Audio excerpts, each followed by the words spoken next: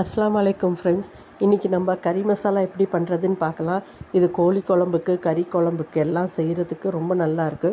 இது நான் எங்கள் மாமியார்கிட்டேருந்து கேட்டு வாங்கின மசாலா. இது எங்கள் வீட்டில் இந்த மசாலா எல்லாருக்கும் கொஞ்சம் பிடிக்கும்.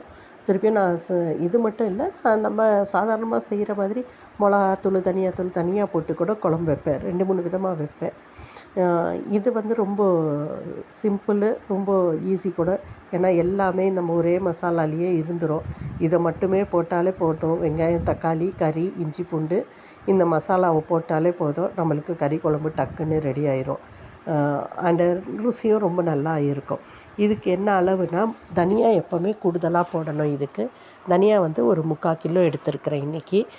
அண்டு நம்ம வந்து பாத்திரம் எப்படி இருக்குதுன்னு பார்த்துக்குங்க. உங்கள் பாத்திரத்தோட அளவை பொறுத்து 2 தடவையோ 3 தடவையோ இல்லை 4 தடவையாவோ பிரித்து எடுத்து வறுத்து எடுத்துக்குங்க.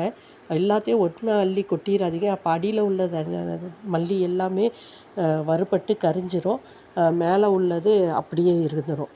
அதனால அப்படி செஞ்சிடாதீங்க. எல்லாம் சம அளவாக வறுபடணும் அப்படின்னா சட்டிக்கு ஏற்ற அளவு சேர்த்தா தான் சரியாக இருக்கும். அதனால நீங்கள் சட்டி எந்த அளவு இருக்கோ அதே அளவுக்கு நீங்கள் வந்து சேர்த்து செய்யுங்க. அப்போ சரியாக வரும் அண்ட் நல்லாவும் இருக்கும். இப்போ இது வறுபட்டது எப்படி தெரியும்னா, ஒரு வாசனை வரும். மல்லி இது அந்த வாசனை வர அளவுக்கு வறுக்கலாம். அப்படி இல்லைன்னா கை பொறுக்கிற சூடு.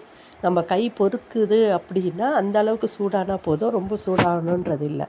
மிளகாவை வறுத்து எடுத்துருக்கிறேன். நான் ராத்திரி நேரம் மசாலா எல்லாம் வறுத்து எடுக்கிறேன். இந்த மாதிரி வேலைங்க எல்லாம் செய்வேன். அதனால் என்னால் வெயிலில் போட்டு எடுக்க முடியாது.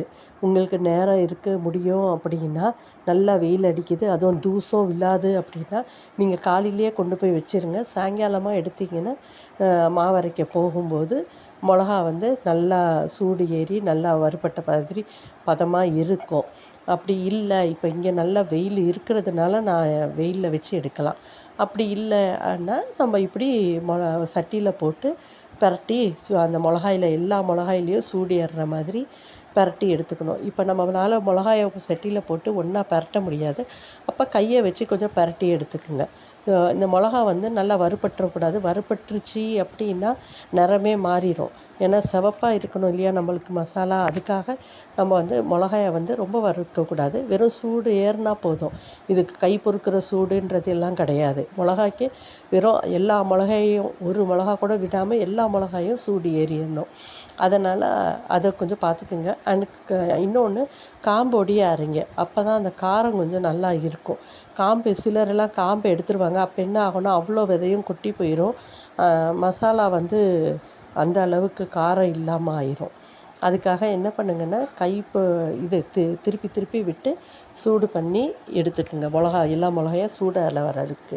மிளகா எவ்வளோன்னா 1/2 கிலோ. இப்போ தனியா வந்து 3/4 கிலோ எடுக்கிறோம் இல்லையா. இப்போ மிளகா வந்து நம்ம 1/2 கிலோ எடுப்போம். இப்போ அதுக்கப்புறமா இதுக்கு மேல் மசாலா வந்து மொத்தமாக 1/2 கிலோவை விட கொஞ்சம் கூடுதலாக வரும்னு வைங்களேன். 1/2 கிலோன்ற மாதிரி நீங்கள் கணக்கு வேணுன்னா வச்சுக்கலாம்.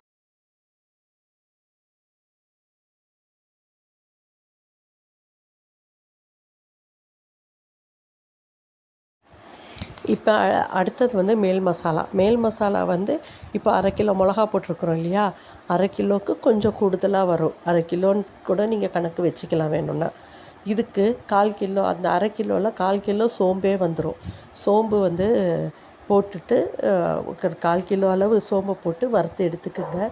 இது வந்து பச்சை நிறமாக இருக்கிற சோம்பு வந்து கொஞ்சம் நிறம் மாறணும். அப்படி அந்த கணக்கு வச்சுக்கலாம். அப்படி இல்லைன்னா கை பொறுக்கிற சூடு தான் சரியான பதம். நான் பொதுவாக கை பொறுக்கிற சூடுன்றது தான் அளவாக வச்சுருப்பேன். இதையும் அந்த கனமான பாத்திரத்தில் கொஞ்சம் மிதமான சூட்டில் வறுத்து எடுங்க. நான் இப்போ இந்த வீடியோங்களெல்லாம் ஸ்பீடு ஹையில் வச்சு ரெக்கார்ட் பண்ணியிருக்கிறேன். இல்லாட்டா வறுக்கிறதே நீங்கள் பார்த்தீங்கன்னா உட்காந்துட்டு ரொம்ப நேரம் பார்க்குற மாதிரி இருக்கும். அதனால் நான் வேகமாக வச்சுருக்கிறதால உங்களுக்கு உடனே வறுத்து எடுக்கிற மாதிரி தெரியும். ஆனால் இது வந்து கொஞ்சம் மிதமான தணலில் வச்சு நீங்கள் வறுத்திங்கன்னா நல்லா வறுபடும். நல்ல வாசனையாக இருக்கும். அதுக்கப்புறம் மிச்சம் உள்ள மசாலாங்க. இப்போ மேல் மசாலா வரப்போகுது. அது வந்து ஒரு 1/4 கிலோ அளவுக்கு வரும்னு வைங்களேன். அதுக்கு 50 கிராமு சீரகம் அதில் போடுறேன். போட்டு வறுத்து எடுக்கிறோம். அதே 50 கிராம் சீரகம், 50 கிராம் மிளகு, 50 கிராம் கசகசா, 50 கிராம் மஞ்சள். ஓகேங்க, சரிங்களா? இது எல்லாமே 200 கிராமுக்கு வந்துடும். இது இது எல்லாமே நம்ம வந்து வறுத்து எடுக்கணும், ஆனால் தனித்தனியாக. அடுத்தது கசகசா, சீரகத்தை 50 கிராம் போட்டேன் இல்லைங்களா? இப்போ கசகசாவையும் போட்டுட்டேன். கசகசா போடும்போது பார்த்துக்கோங்க, தணல் ரொம்ப கம்மியாக வைங்க, ஏன்னா உடனே கரிஞ்சிரும். இன்னொன்று, கசகசா நல்லா வறுபடணும், ஏன்னா கசகசா மூலியமாக தான் நம்மளுக்கு பூச்சி வைக்கிறதுக்கு நிறைய வாய்ப்புண்டு. அதனால் நீங்கள் என்ன பண்ணுங்கன்னா, தணலை கம்மியாக வச்சுக்கிட்டு நல்லா அந்த கை பொறுக்கிற சூடு தான் நீங்கள் வறுத்து எடுத்திங்கன்னா சரியாக இருக்கும். ஒன்று பின்னாடி ஒன்று ஏன் வறுக்கிறேன் அப்படின்னா, அப்போ தான் எல்லாமே சம அளவில் வறுபடும். இப்போ நம்ம பாட்டிங்கெல்லாம் பார்க்கலாம், அடுத்து போடுவாங்க, ஆனால் அவங்களுக்கு அந்த பதம் தெரியும். இது கடலப்பருப்பு இவ்வளோ வெந்ததுக்கப்புறமா அடுத்த இதை போட்டோன்னா மீதி உள்ள கடலப்பருப்பும் இதுவும் சேர்ந்து வெந்துரும்ன்ட்டு. நம்ம அந்த அளவுக்கெல்லாம் தெரியாது இல்லையா நம்மளுக்கெல்லாம். அதனால் நம்ம தனித்தனியாக போட்டு தான் வறுத்து எடுக்கிறது நம்மளுக்கு நல்லது. இப்போ எனக்கு மஞ்சள் வந்து லேசில் வறுபடலை, அதனால் மஞ்சளை வந்து பார்த்திங்கன்னா நான் எல்லாத்தோடு சேர்த்து திருப்பியும் போட்டு வறுத்து எடுத்துக்கிட்டு இருப்பேன். மஞ்சள் 50 கிராமு, மிளகு 50 கிராமு போட்டு வறுத்துக்கிட்டேன். இதுவும் மிளகு கை பொறுக்கிற சூடு, அந்த காரம், அந்த வாசனை வர ஆரம்பிக்கும் இல்லையா, அந்த மாதிரி. கசகசா வந்து பொரியிற அளவுக்கு வறுத்தோம். இது வந்து இப்போ மற்றதெல்லாம் பொரியிற அளவுக்கெல்லாம் வறுக்கணுன்றது இல்லை, சூடானா போதும். இப்பயும் என்ன பண்ணுறேன்னா, போட்டுக்கிட்டு மஞ்சளை மட்டும் எடுத்துப்பேன்.